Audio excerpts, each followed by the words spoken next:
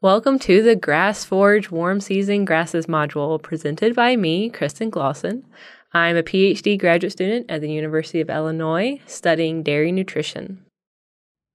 Things to remember in this module is that warm season grasses yield greater dry matter than cool season grasses.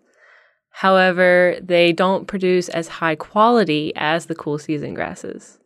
And always consider advantages and disadvantages of available grass species based on where you are, what you're working with, and what you're going to do with it. Here are some examples of common warm season grasses broken down into annual and perennial varieties. Annuals require you to reseed them each year, and perennials are reoccurring grasses. Warm season grasses grow optimally within the range of 80 to 95 degrees Fahrenheit.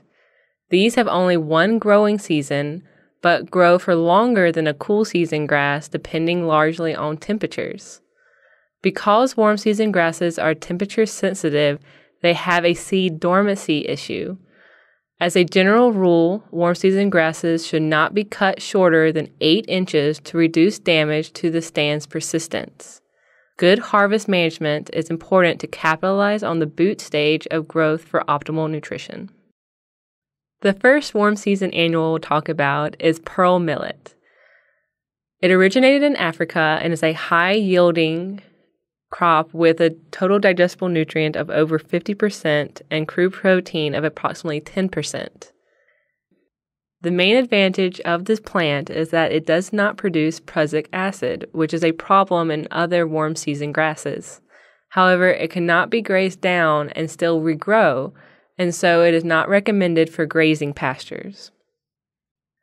Corn can also be grazed, especially in years that are predicted for stunted growth and low grain production. It produces very high yields of dry matter per acre. Even with most varieties focused on grain production, it can still be ensiled and grazed in different operational situations. Sorghum is a high-yield, fast-growing crop, but must be ensiled. The good news is that the toxins do dissolve after ensiling. However, the problem is that there are toxins that need to be dissolved in ensiling. Sudan grass has a high leaf-to-stem ratio, which translates to high palatability and high quality.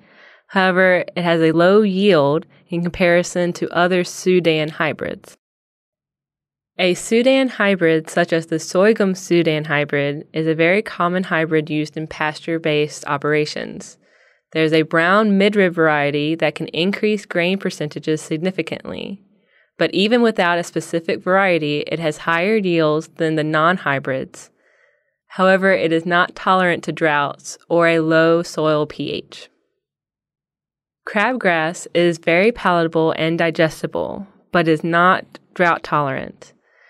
Most producers will not use this grass because it grows in tight clumps with a large root system that spaces it out and can ruin the look of a pasture.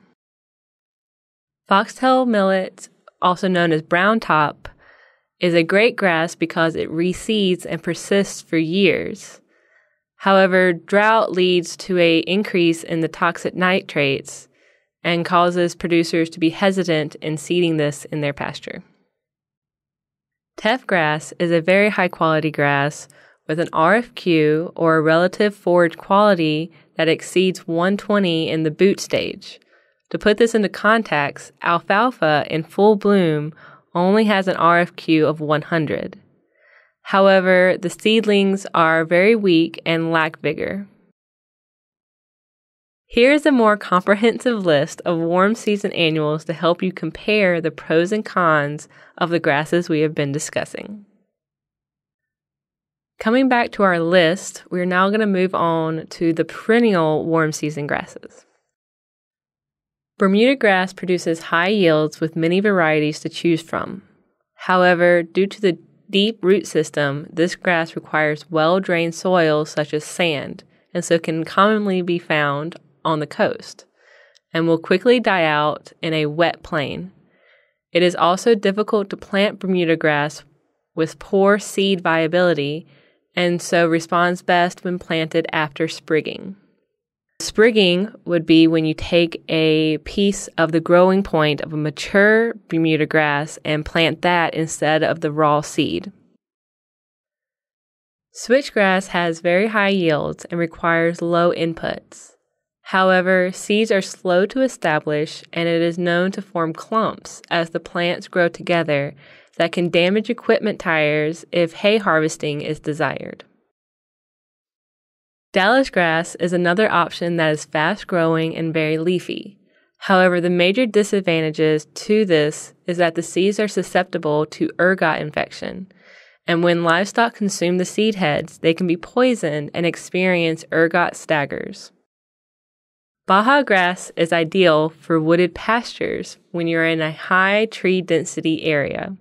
However, it requires close grazing for ideal plant health.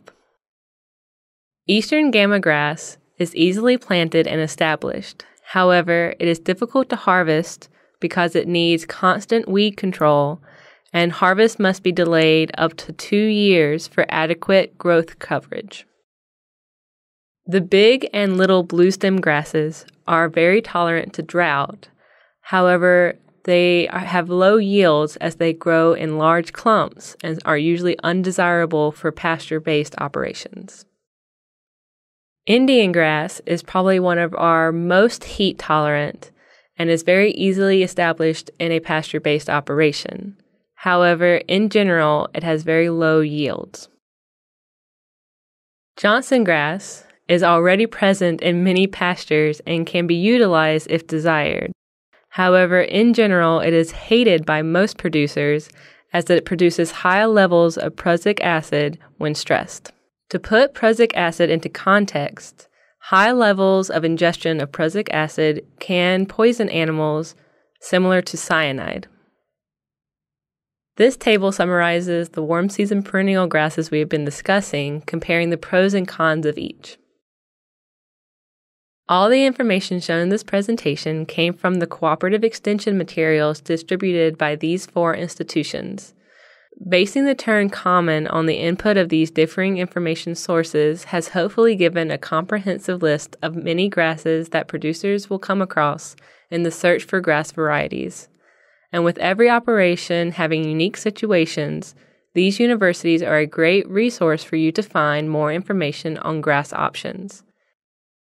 The take-home messages for this module include a general knowledge of common warm season grasses, advantages and disadvantages for these examples.